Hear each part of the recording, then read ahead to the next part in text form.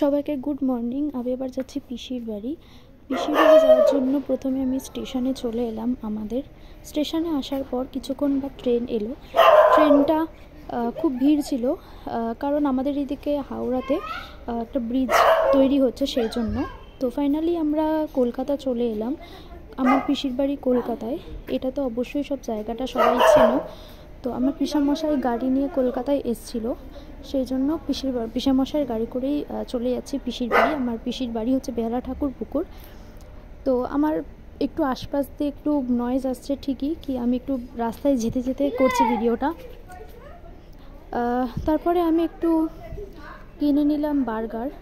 এটা হলো pizza, chicken pizza, কিন্তু দেখে তো মনে হচ্ছে না পিৎজা। তো যাই হোক, খেতে মোটামুটি ঠিকই ছিল। তারপরে আমরা গাড়ি থেকে নেমে একটু মিষ্টির দোকানে এলাম। পিসির বাড়ি যাচ্ছি, একটু মিষ্টি না নিলে হয় না। তো মিষ্টি কিনে আমরা সরাসরি পিসির বাড়িতে চলে এলাম। সবাই এসছে আমাদের ফ্যামিলির। এটা হলো আমার বোন, যেটা হলুদ পরে রয়েছে। তো ফাইনালি পিসির বাড়ি চলে এসেছি।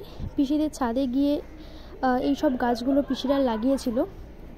তো খুব ভালো হয়েছে গাছগুলো। তো কমেন্টে সবাই বলবে যে কে কী রকম গাছ চেনো। ফাইনালি আমরা জমিয়ে খেতে বসে গেছি।